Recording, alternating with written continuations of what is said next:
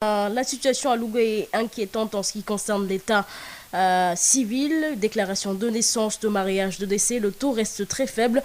Pour rectifier le tir, Amnesty International Sénégal a regroupé 2 jours les maires et officiers d'état civil pour échanger sur le sujet. Lamine Gueye Samane. Au regard des statistiques, l'état civil reste encore un grand problème au Sénégal. Dans la région de Louga, la situation est même alarmante.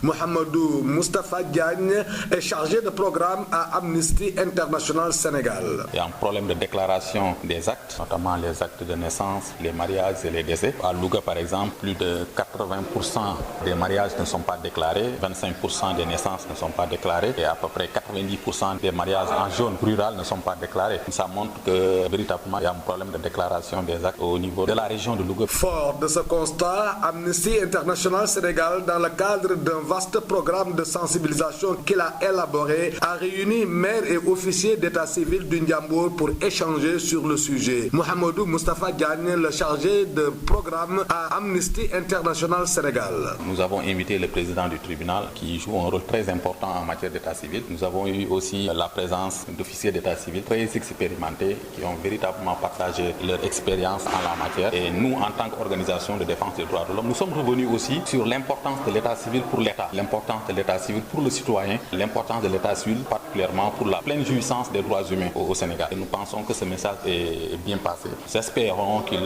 vont changer les mauvaises pratiques parce qu'il y en a dans tous les services. Nous pensons qu'ils vont adopter de bonnes pratiques qui puissent permettre véritablement de se conformer au texte et d'améliorer la gestion quotidienne qu'ils font de l'État au niveau de Louga. Lamine Gueye Samane, Louga, Sud FM.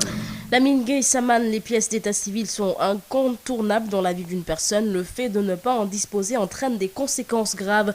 Selon l'animateur de la rencontre, Ousmane Racine Chon, le président du tribunal d'instance de Louga, avec Lamine Gueye Samane. De façon générale, quand une personne n'a pas d'acte de naissance, il n'existe pas officiellement. Et cela porte à conséquence. L'enfant qui n'a pas d'acte de naissance, cet enfant-là ne peut pas aller à l'école, par exemple, n'est-ce pas? Pour ce qui est du mariage, le mariage, c'est un véritable problème. Je rappelle tout le temps que l'acte de mariage au Sénégal, il est obligatoire. Encore une fois, il est obligatoire. Et malheureusement, il y a beaucoup de femmes qui sont victimes de certaines pratiques, notamment à la répudiation, et qui croient que de ce fait, par la répudiation, leur mariage est dissous, qu'il y a divorce. Et c'est pas vrai. La répudiation ne dissout pas le lien conjugal. Il faut l'intervention du juge pour qu'il y ait divorce. Et que pour que le juge intervienne, il faut un acte de mariage. Même si le mariage est fait à la mosquée. Même si. S'il est fait à la mosquée, il doit être constaté par l'officier d'état civil, n'est-ce pas? En dehors de cela, un mariage qui n'a pas été officiellement constaté, disons, ou célébré par l'officier d'état civil, ces époux-là, ils ne peuvent pas réclamer des avantages liés à ce statut-là, à l'État du Sénégal. Donc, l'état civil est incontournable dans la vie d'une personne. Et le certificat de décès? Le certificat de décès, c'est pareil. Pareil parce que la personnalité, comme on le dit, elle commence à la naissance, elle finit au décès. Donc, aussi bien tous ces actes-là sont importants. Parce que le décès, c'est le décès qui ouvre la succession d'une personne. Donc, quelqu'un qui décède et qui laisse, par exemple, des biens, sa succession est ouverte. Ses héritiers ne peuvent jamais profiter de cette succession-là, des biens qu'il a laissés, sans un acte de décès. Comprenez que c'est fondamental, l'état civil, c'est incontournable. Mairie de Dakar, Soham Wardini, n'écarte pas de déposer sa candidature pour rester à la ville de Dakar. L'actuel maire de Dakar déclare être à l'écoute de la coalition Taxawu Dakar. Elle est prête à être candidate si elle est portée par cette plateforme. Déclaration faite lors du séminaire des conseillers municipaux de la ville de Dakar à Saly. Voici Soham Wardini, maire de Dakar, avec Moustapha Sall. Je voudrais simplement vous dire que je suis dans une coalition, c'est Taxawu Sénégal, Taxawu Dakar pour les locaux. Le moment venu, nous nous réunirons pour choisir le candidat de cette coalition. Peu importe la personne qui va la diriger, nous souhaiterons que ce soit une femme, parce que nous avons déjà lancé un appel pour que les femmes soient majoritaires dans les prochaines collectivités territoriales. Mais peu importe la personne qui va diriger cette liste, l'essentiel pour nous, c'est de gagner Dakar. Donc, nous sommes dans le processus, vous savez bien, nous connaissons maintenant la date des élections, c'est évidemment le 22 janvier 2022, 23 janvier 2022. Avant cette date fatidique, le candidat sera connu, mais je ne peux pas me prononcer pour l'instant. Je suis avec des gens, je suis avec des collègues. On ne peut pas se lever un beau jour comme ça et dire que je suis candidat. Non, moi, je ne peux pas faire ça. Vous voulez m'amener à répondre? Vous voulez m'amener à répondre? Je vous dis que la coalition choisira son candidat. Cette personne, mais cette personne-là ne refusera pas ce que moi je l'accepte. Si je suis choisi, je suis prête à l'être. Nous l'avons dit. Vous vous rendez compte, dans le département de Dakar, il y a 19 communes. Il n'y a pas une seule femme maire de commune. Est-ce normal? Alors que nous votons, c'est nous qui élisons ces maires-là. Il est normal qu'il y ait des femmes à la tête des maires. Et je vous dis encore, une femme, elle gère toujours mieux qu'un homme. Les femmes, ce sont elles qui gèrent les foyers. Quand on peut gérer un ménage, faire des économies dans son ménage, vous pouvez gérer une collectivité territoriale. Essayez les femmes et vous verrez les résultats. Les députés ont adopté le projet de loi d'orientation numéro 06-2021 relatif à l'économie sociale et solidaire. Cette loi qui structure le secteur de l'économie solidaire et sociale va désormais encadrer la responsabilité sociétale de l'entreprise. Une responsabilité sociétale de l'entreprise qui va maintenant dépendre plus des préoccupations des populations en collaboration avec les acteurs et les collectivités territoriales. Venu défendre le projet de loi, Zahra Yantiam, ministre de la microfinance et de l'économie sociale et solidaire, s'est félicitée de cette adoption. Elle est avec Abdoulaye Diop. Que c'est une loi qui donne corps, encore une fois, au marqueur de gouvernance président Macky Sall, à savoir une ambition de mettre fin aux injustices sociales, mais également de faire de l'équité territoriale une réalité au cœur de ces politiques. Et donc, c'est une loi qui vise à accompagner le développement de l'économie sociale et solidaire.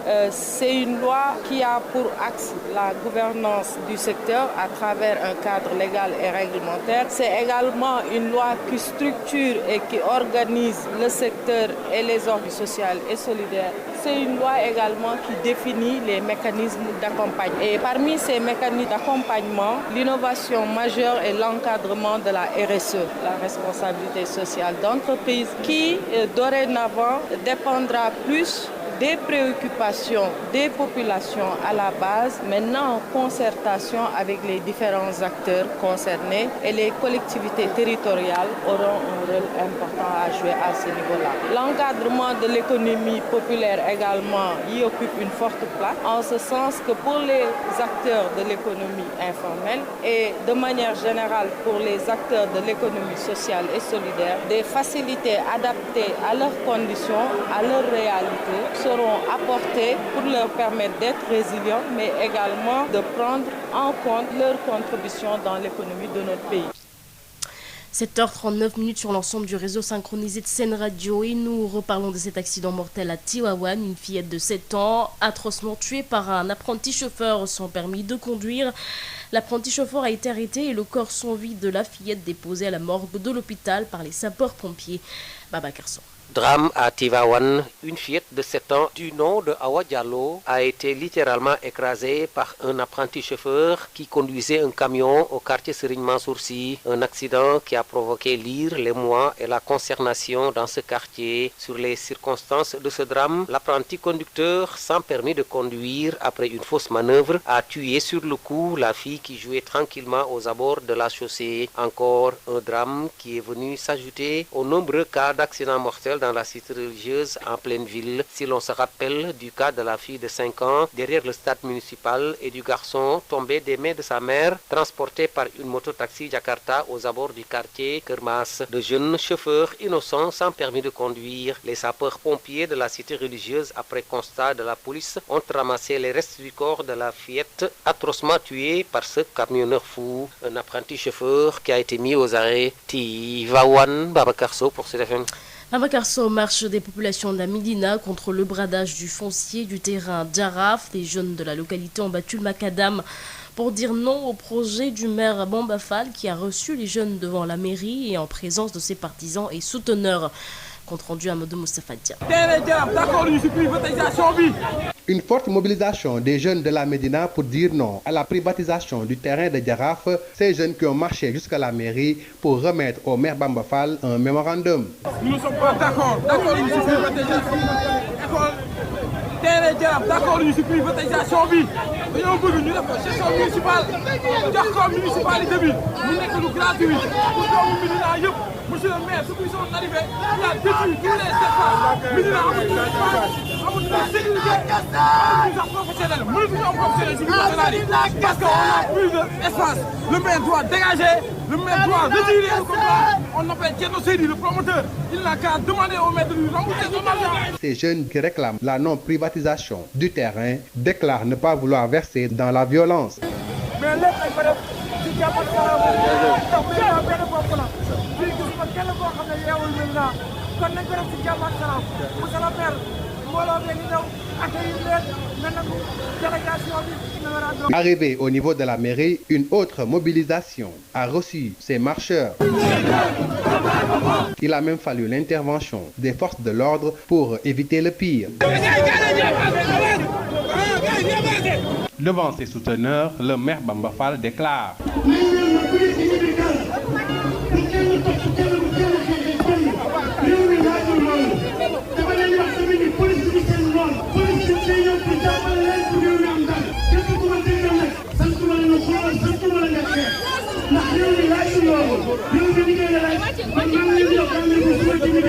Avec la convoitise de la mairie de Médina, une mobilisation sur fond de pré-campagne électorale, car l'on sait que de gros bonnets du quartier ont des visées sur la mairie de la Médina.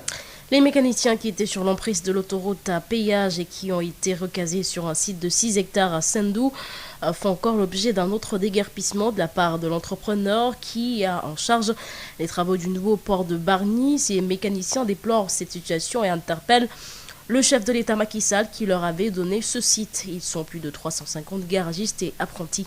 La Tirtine, porte-parole au micro de Birama Ndiaye. Bon, le problème c'est que nous étions sur l'emprise de l'autoroute à péage au niveau de Poste-Thiaroye jusqu'à l'arrivée du projet de l'autoroute à péage.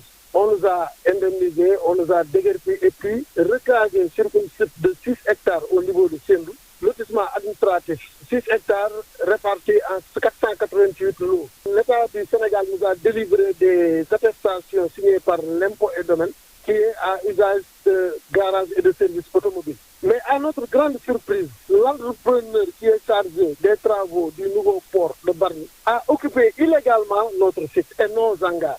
Il a enlevé les bornes, il a fait du n'importe quoi sur le site. Et même accompagné de la police, il nous a déguerpis sur le site sans sommation, sans même nous présenter un papier qui montre qu'il a droit sur le site. Nous sommes allés voir notre préfet, qui est M. Babacar Kane, le préfet de Rufisque, qui nous a reconduit et nous a demandé d'aller voir le gouverneur de Dakar, M. Alassane Sall, qui est vraiment reçu et écouté. Ensuite, il a pris notre dossier qu'il a transmis à notre ministre de tutelle, M. Pape Amadou Ndiaye, que jusqu'à présent ne nous a pas contactés, ne nous a pas reçus, et il est au courant de tout ce qui se passe sur le site. Car son chef de cabinet était l'adjoint du gouverneur de Dakar à l'époque où ce recasement avait lieu. Maintenant, nous voulons que M. Dan Diagne, le directeur de SNP, qui occupe illégalement notre site, sorte de notre site. Et nous allons le poursuivre car il va nous payer tout ce qu'il a gâté là-bas. Parce qu'il a enlevé nos bornes, il a fait du n'importe quoi sur le site. On a pris un huissier qui a fait le procès-verbal qui est là et il va nous payer tout ce qu'il doit nous payer.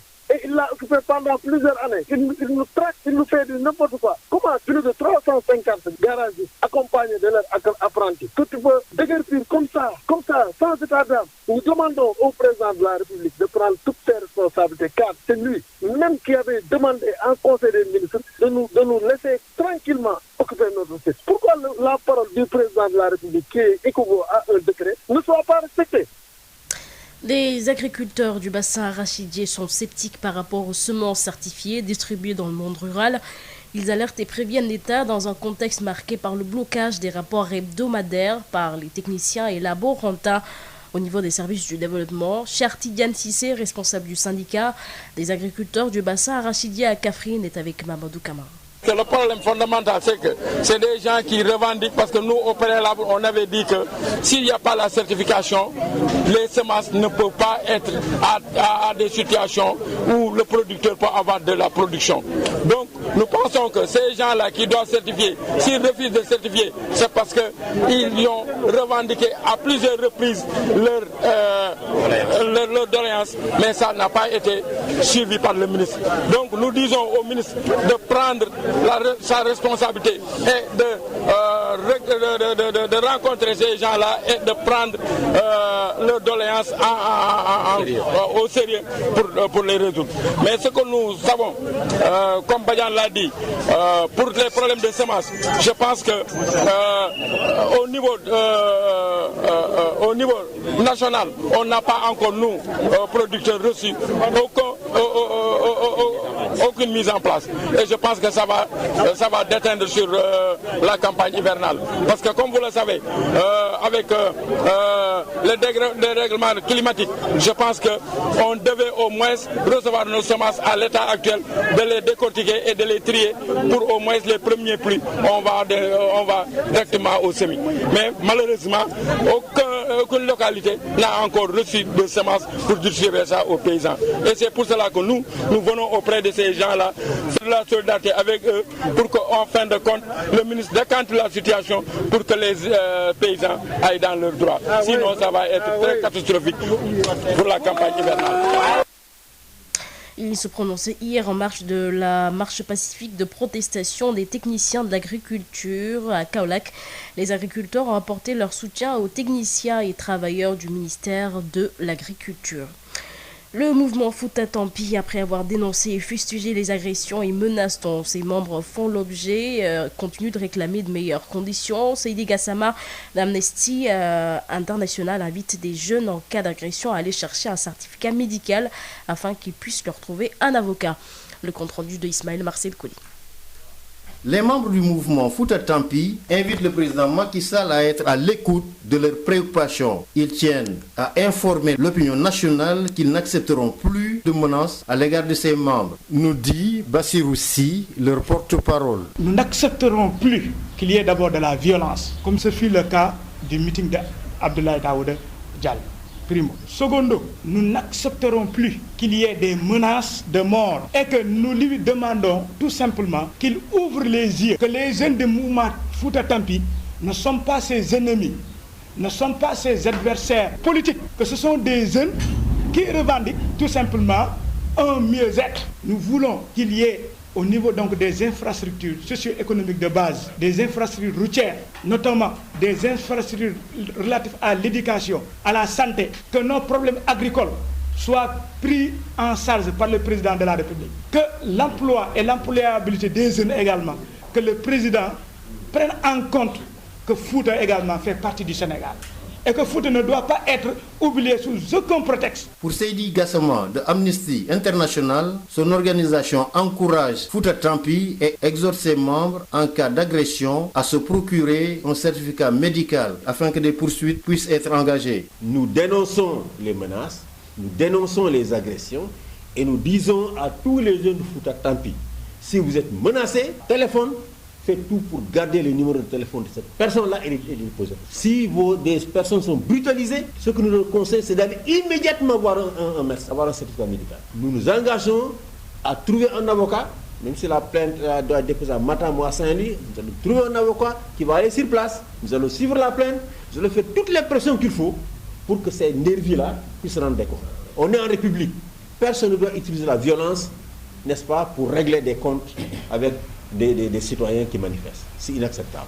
Les membres de Fouta Tampi comptent accueillir très prochainement le président de la République Macky Sall à l'occasion de sa visite économique au nord du Sénégal avec des brassards rouges et des t-shirts. Une manière pour eux d'exprimer leur mécontentement, mais tout cela dans le respect et la discipline.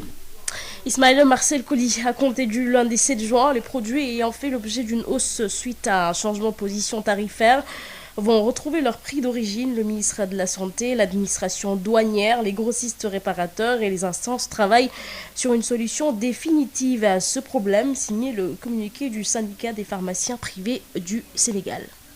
Voilà pour l'essentiel de l'actualité. À 8h00, retrouvez Adam John pour la version Wolof de cette seconde édition. Adama John. ci kàddu gi mbokk yi ñaareelu pàcc Sud Matin dañ koy daal di door rek jafe-jafe ci wàllu nag état civil situation bu ragallu foofa ca diwaanu nag Louga li aju ci wàllu nag kayitu juddi déclaration naissance waaye itam li aju nag ci papier de mariage ba ci ñii daal di nag génn àdduna gis nañ ne nag wàllu xayma gi ci pourcentage néew na lool ba tax ngir daal di joyanti li ni mel Amnesty International Sénégal ci dajeb ñaari fan ak maire yi ak officier état civil yi daal di amal ay nag weccante bu ko defee li ni mel ñu daal di ci indi ay coppite Louga Lamine Gueye Samane. bu ñu sukkandikoo si xayma yi lépp lu jëm si wàllu kayitu juddu kayitu ko faatu wala ñiy sëy nekk na lu tumuranke lool si biir réew mi fii si biir Louga nag mbir mi dafi sax jéggi dayoo ñu déglu si Mouhamadou Moustapha Diagne mi ñu dénk lépp lu jëm si wàllu programme si Amnesty International Sénégal. xale yi juddu 25% yi duñu leen déclaré plus de 87% ci ñi nga xam ne dañuy sëy ci milieu urbain sëy yooyu duñu leen déclaré en milieu rural on parle de 90%. les statistiques rek war na tax ñu gën a góorgóorlu décès yi ça va au-delà de 55%. ëpp na 55%. indice la buy wane ne Louga bokk na ci département ci biir réew mi yi nga xam ne déclaration sooxe na ci wàllu naissance ci wàllu mariage ci wàllu décès. lu ni mel nag moo tax Amnesty International Sénégal si programme bi nga xam ne tëgg na ko boobaak léegi 2016 la dajale na fii ay maire ak officier d'état civil ngir waxtaanee mbir mi Mouhamadou Moustapha Diagne chargé de programme. président du tribunal moom lañ invité mu ñëw nga xam ne moom wax dëgg yàlla xam-xamam màcc na jëm ci wàllu bi mu waxtaan ak maire yi nga xam ne ñoom lañ invité waxtaan ak officier d'état civil yi ñun officier suñu wàllu bopp en tant que organisation de défense des droits de l'homme ñu indi suñu xam-xam gën leen xamal vraiment njëriñu état civil ci réew njëriñu état civil pour ki nga xam ne dafa war a jouir pleinement li ñuy wax ay àqam ak yelleefam gën leen xamal aussi njëriñu état civil pour état du Sénégal parce que nag état du Sénégal ci ay statistiques lay sukkandiku pour def say planification donc bu amul statistiques yu fiable planification bi mun na faucher et donc je pense que le message est très bien passé. Lamine Gueye Samane Louga Sud FM. Lamine Gueye jaajëfal ko wàllu nag kayitu juddu dafa nekk ab kayit boo xam ne mënul ñàkk ci dundu doomu aadama bi ñàkk ko sax mën na ko jural ay musiba yu bari bu ñu sukkandikoo ci ñi doon nag amal ndaje bi Ousmane Racine Thioune di président tribunal d'instance bu Louga ci la bokk kàddu yi la ci dénk Lamine Gueye Samane. naissance yu bare surtout ci zone rurale kenn déclaré wu mariage yi moom waxatuñ ko boobu moom dafa jéggi dayoo décès yi tamit noonu te nag am këyit yooyu dafa am solo ci dundu doomu aadama dafa am solo trop ci dundu doomu aadama donc kenn mënu ko ñàkk ku ko ñàkk daal comme ni ma ko waxee sànq bi ñuy tëj waxtaan bi yaakaaru réew mi mu ngi ci xale ab gone parce que gone yooyu ñoom ñooy yaakaaru réew mi ëllëg waaye gune googu moom ëllëgëm mu ngi wekku ci këyitu juddoo voilà ci gàttal. nee nga këyit yooyu soxlawul ñuy xaar ba audience foraine mais tribunal bi am naa yëngu-yëngu yu muy def toujours pour ñu mel noonu. li ma war a wax foofu moo di ne nit ki sax mën naa bañ a yegg tribunal mën na bañ a xaar audience foraine ndax këyitu juddu yoon dafa ne bu xale bi juddoo ba muy am at buñ ko su bëgg a utal këyitu juddu da ngay dem directement ci mairie ba rek ñu defaral la këyitu te c'est gratuit amul dërëm doo ko ci fay dañ lay jox volet 1 bi saa yi boo bëggee ñu jox la extrait boo ñëwee peut-être am na ay timbre booy jënd mais déclaration bi en tant que tel c'est gratuit da ngay déclarer ñu jox la volet 1 bi nga yóbbu téye saa yi boo soxlaa këyitu juddu bi boo ñëwee nga présenter volet boobu ñu defal la extrait peut-être ci foofu ngay fayee et c'est gratuit pendant 1 an nit mën na bu 1 an boobu weesoo nag defuloo déclaration boobu noonu kooku nag balaa officier d'état civil bi di mënati am sañ-sañ def déclaration bi il faut que tribunal autorisé autorisation boobu tribunal di def loolu mooy jugement te ci loolu rek lañ ko jagleel donc jugement yooyu nag ñu ngi koy def chaque jour ñu ngi koy chaque semaine ñu ngi koy def tribunal de la même manière à chaque fois que de besoin saa bu soxla amee tamit mën nañu déplacer wu dem fekki leen population yi tenir audience foraine mais may wax ne encore une fois audience foraine yooyu ñuy def ñu ngi koy jagleel yi nga xam ne mosuñu am kayitu bi. kayitu mariage ak kayitu divorce itam naka noonu. c'est exactement pareil mariage aussi noonu la. ci la ñuy daal di nag wax ci mairie bu Ndakaaru kii di Soham Wardini di maire ba jamono jile nee na daal dàqul daal di posé candidature am ci bopp nag des ci bopp ville bu Dakar moom nag xamle na ko ne ci coalition taxawu Ndakaaru la ko bëgg rek jaarale bu fekkee investir nañ ko nee na noppi nañ ko ngeen nekk ab candidat bu ko defee lépp lu aju ci liggéey boobu mu daal di koy taxawee déclaration bi ci séminaire conseil municipaux yi bañ ko amalee ca diwaanu Saly ca Mbour la yëkkati kàddu yu ni mel ñu déglu ko moom Soham Wardini maire bu Ndakaaru ak Moustapha Sall. damaa bokk ci coalition damaa bokk ci taxawu Dakar bu ñu toogee waxtaan danañ tànn kan moo koy jiite mu nekk man wala mu nekk beneen jigéen wala mu nekk ku góor loolu yëpp buñ toogee waxtaan danañu trouver candidat ba waaye ñun jigéen ñi li ñuy xeex li ñu bëgg mooy maire yi jigéen ñu bari di ko jiite parce que boo xoolee lu mel ni département de Dakar fukki commune ak juróom-ñeent ñoo fa nekk amu ci benn maire bu jigéen man dong maay maire de ville mais maire commune amul benn jigéen ci département Dakar loolu nag normalul te loolu la ñuy xeex pour jigéen ñi aussi war a mën a taxaw ndax jigéen moo yore kër ku yore kër mën a gérer dépense mën a toppatoo sa kër mën a toppatoo sa njaboot war ngaa mën a toppatoo mairie te li ñu xam nag mooy jigéen ñi dañu am jom dañoo farlu loo leen dénk dañ cay bëgg a dégg waaw góor kon nag essayé leen jigéen ñi ñu seet nu muy demee coalition bi bu ñu la tànnoon est-ce que pare coalition bi ku ñu tànn mu dem ku ñu tànn mu nangu man buñ ma tànnee danaa nangu loolu nga bëgg a dégg buñ ma tànnee danaa nangu bu ñu tànnee keneen tam ma nangu ànd ak kooku campagne ak moom. ñu daal di desandi nag ba tey ci doxalin wàllu politique député yi daal di adopté projet orientation numéro 06 221 jëm nag ci wàllu économie solidaire ak économie sociale ak solidaire boobu de loi nag dafa bëgg a joyanti lu aju ci wàllu koom-koom bi ak jàppalante ba ci daal di am ci wàllu nag social nee ñu nag dinañ ko daal di nag gunge ak la ñuy wax responsabilité sociétale d'entreprise di wàllu RSI nga xam ne dina mën a rek fexe askan wi di ko daal di jëfandikoo ci lëkkaloo yi ñuy am ak collectivité locale yi Zahra Iyane Thiam ba ñu nag voté projet loi boobu ba noppi kàddu yi la ci daal di yëkkati moom njëriñ bu ñu dénk wàllu wi ñu teewlu ko ak Abdoulaye Diop.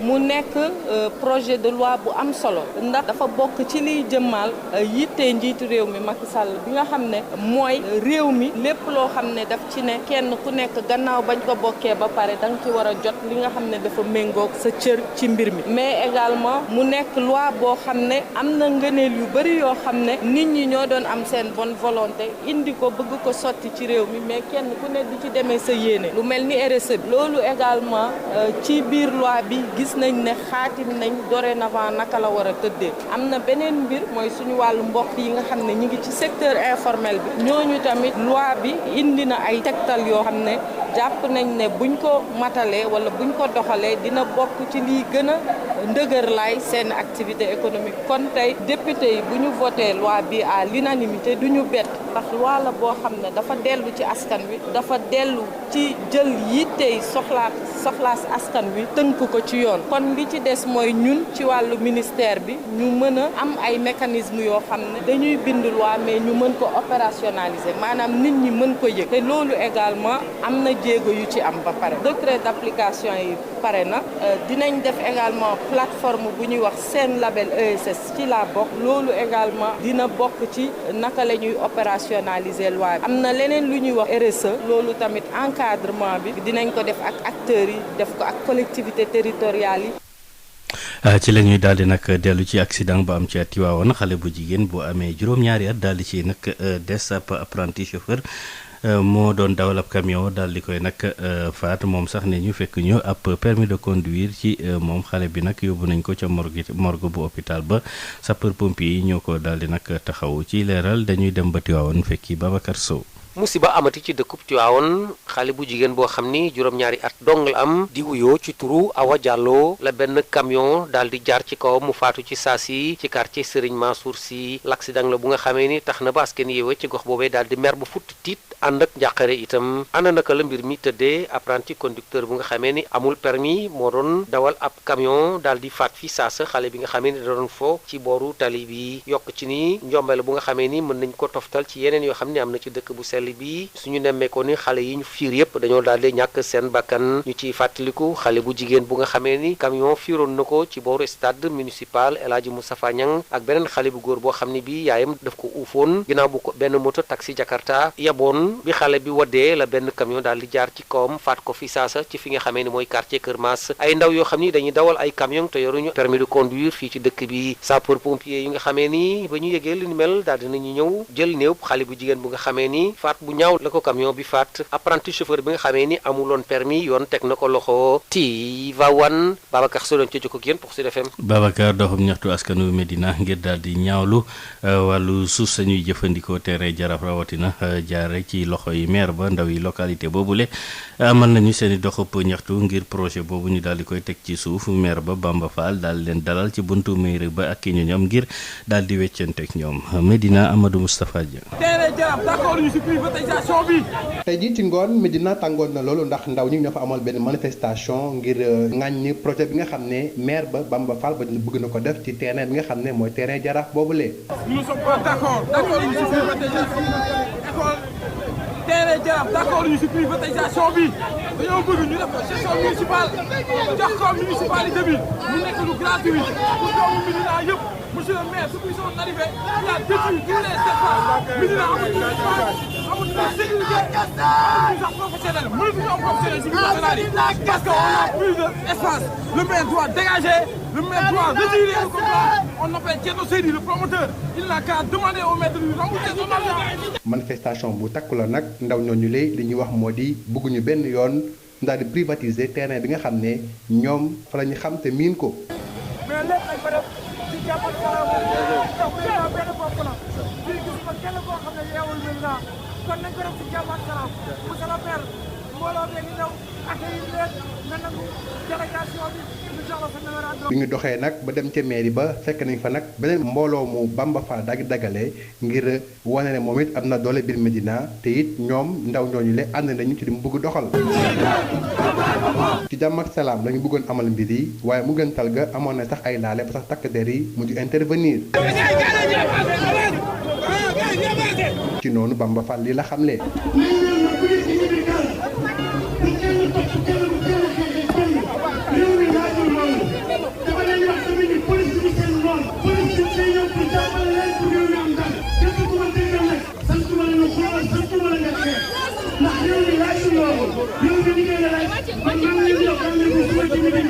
mu mel ni manifestation bi mi ngi am jamono boo xam ne ñu ngi waajal élection locale yi mu mel ni am na ay borom ndomb tànk ñu nekk Médina te ñu ngi xool di diir siis bi nga xam ne Bamba Fall moo ci toog.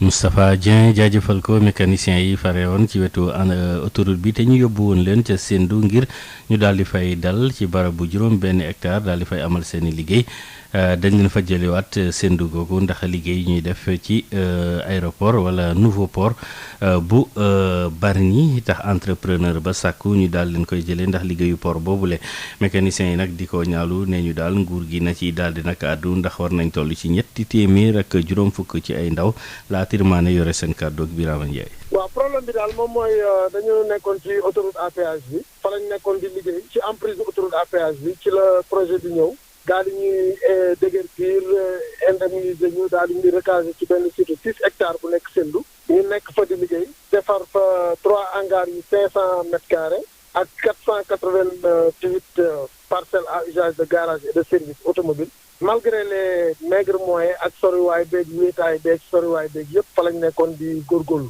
am ñu volontaire woon dem commencé di fa liggéey mais dañoo jékki-jékki bi port bi commencé benn waay bu nekk directeur SMP Sénégal Minergie Port moo dugg ci suñu biir site occupé suñu hangar yi mais li ñu ci gën a jaaxal moom mooy dafa ànd ak police ba pare ñam fa fekk ñuy liggéey mu ne ñu fexe ba ne leen yéen da ngeen mënatu leen fee nekk te bañ leen di wax ni mënu leen fee nekk présenté wuñu leen benn titre wala benn këyit wala benn sommation buy wane ni moom moo am droit nekk ci site bi ñu demee gis préfet exposé ko problème bi préfet nañu nañ dem ci gouverneur ñu dem ci gouverneur nañu li ma ci war dinaa ko jox ministre récemment li ñu gouverneur wax ni moom pare na ci suñu dossier ba jox na ko ministre mais suñu problème mooy amuñu interlocuteur président de la république ci boppam jël na décision ne bàyyi leen mécaniciens yi ñu liggéey ci seen site te loolu du samay wax waxi Mamadou Talla la moo nekkoon ministre de l'artisanat à l'époque moo ñu recevoir bi coow li bare nañu président jël na décret ci biir conseil des ministres ne bàyyi leen mécaniciens yi ñu liggéey ci seen site waaye waxi président boobu kenn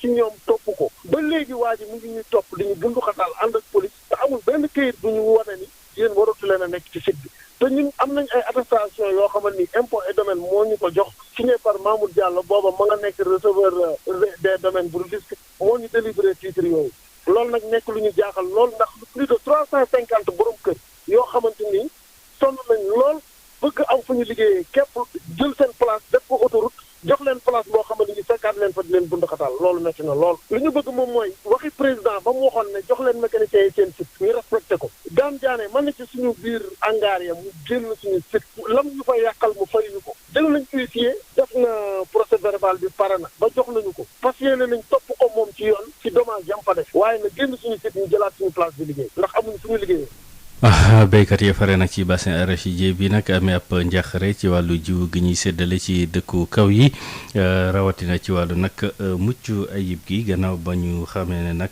jamono jile rapport yi ci aju yëpp dañ ko daal di bloqué ndax gréewu technicien ak ñi yeggu ci wàllu laboratoire yi liggéey nag ci boobule banxaas kii di Ibrahima Badiane di dellu siwaat nag ci boobule xeetu jafe-jafe ñu déglu ko Mamadou Kawara. ñun l'association des agriculteurs du bassin arachidier nekk Kaolack Fatick ak Kaffrine lu mel nii bu amee war nañ jóg dem ci ñoom ndaxte tey boo xoolee réew mi dafa bari ñoo xam ne dañoo jàng ne dañuy doon professeur ñii jàng ne dañuy doon ay docteur ñii jàng ne agriculteur la ñuy dem kon ñi nga xam ne ñooy enseignants yi bu ñu grévé seen doom jóg ànd ak ñoom muy élèves yi kon ñii bu ñu grévé ñun béykat yi war nañu jóg pour jàppale leen jàppale bi nag leen la rek xamuñu SDR xamuñu DER ñii travailleurs yi la ñu xam bu naajee ñun ak ñoom ci àll bu tawee ñun ak ñoom ci àll bi kon léegi ñu gis ay circulaires yuy génni circulaires yuy wax ne récemment maa ngi ko gis ñu ne gerte kemb bi écrémé mën nañ ko yóbbu ci àll ñii bu ñu certifié lu defuñ ci étiquette est-ce que opérateur bi bu ñëwee di ñu jox ne ñu R2 la wala R3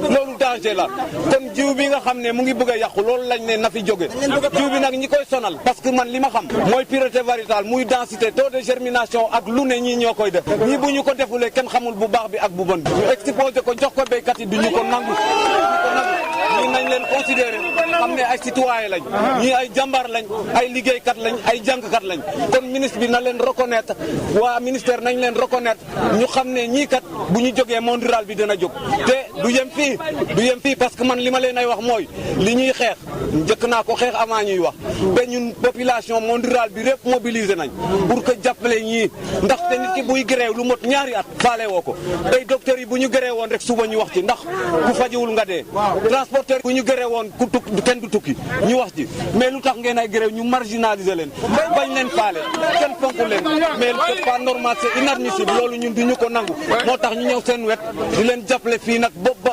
sagar di xeeñ ñun bañuñu dara ñu ñu wax ci waa mouvement Fouta Tampi ñoom nag ne ñu agression yi ñuy def jëme ci ñoom nag ay membre am ci sax yenn ci ay xeetu cong ñu ngi woon njiitu réew mi mu ubbi ay gëtam xam ne ñoom seen i ak ak seen yelleef rek la ñuy daal di nag laaj ci loolee sax Seydi Gassama bu Amnesty International daal di nag xamle ne agression yooyu ñu ngi sàkku ku ci ne daal di ci wut certificat médical bu ko defee ñu wutal leen avocat ñu daal leen taxawu ci wàllu yoon Ismaïla Marcel Koli. ndaw yu nekk ci mouvement Fouta Tampi ñooy ñaax président de la République Macky Sall mu déglu leen ñu ngi koy xamal ne duñu ay noonoom lenn rek la ñuy ñaan mu gestu leen waaye it xamle nañu ne dootuñu nanguwati benn yoon ñu leen di bundu xatal ki xamle lu ñu mel mooy Bassirou Ly di seen porte-parole. boo amul bërëbu boo jàngee ba amul bërëbu fajukaay boo béyatul te bee la ñu am léegi fan lañ jëm donc loolu moom moo waral xale yi jóg naan Fouta Tampi te loolu nag Fouta Tampi dafa war a dimbali le président de la République Macky Sall mu ubbi ay gëtam mu xam ne xale yi ay xaleem lañ njaboot gi njabootam lañ bu fekkente ne ministre yi fa nekk les directeurs yi fa nekk population yi ñoom ñoo fal président de la République ba président de la République jox leen ndombay tànk kon gàcce ngaa la ma population yi mais bu fekkee dañuy ñëwaat Fouta nag di dóor xale yi indi ay nervian dëkkuñu Fouta di leen dóor di menacer ay nit ñu ne loolu du am. kii di Seydi Gassama bu Amnesty International di xamal askan wi ne bile organisation dina def kentulay katanoom ba jàppale waa mouvement Fouta Tampi ci seen xeex bile mu yokk ci ne cépp ku ñuy agressé na fexe ba am certificat médical bu boobaa ñoom ñu mun ko jëlal avocat bu koy layal. c'est important que président di dëgg genre baatu xale yi pour que mu xam ne certes def na fa mais dafa war a yokkat kon nous encourageons nous sommes derrière vous. violence ça doit cesser bépp xale boo am na ci biir Fouta dañ la jàpp dóor la ba gaañ la suñu la dóoree rek li nga war a njëkk a def mooy demal hôpital wut certificat médical wutal certificat médical ñi la ko def ak ku munte doon quel que soit ministre wala député bu la boor ku ñu gaañ rek am nga droit déposer plainte c'est soo déposer plainte ñu nañu jël avocat fi Dakar su dee plainte bi Matam la wala Saint-Louis la nañ jël avocat fi mu dem jàppale kon loolu mun naa ko wax comme engagement di leen encourager bu leen utiliser doole la bu leen xeex bu leen sànni xeer def leen seen revendication pacifiquement. ñi bokk ci mouvement Fouta Tampi ñu ngi xamal askan wi ne daañu dalal Macky Sall ci tukki nemmeeku bu nar a amal ci région de Saint-Louis ak Fouta ak ay brassard rouge pour xamal ko ne Fouta Tampi waaye lépp daañu ko amal ci dal ak tey. Adama John. mbokki xarit yi fii la ñeem ak yéen ci pàcc sud matin xibaar yi dina dellu siwaat ci yaatal midi ak benn waxtu lay doon 9h xibaar yi ci tënk buñ ci noppee seen émission loo ci xam ak El Hadji Moussa Thiam ñu ngi jaajëfal bu baax a baax Papa Abdoulaye Dieye moom la ñu àndaloon ci sottandikukaay bi mbokki xarit yi ñuy déglu gërëm leen sant leen ñaanal leen sàkku ci yéen ñaan ñu yendu jàmm.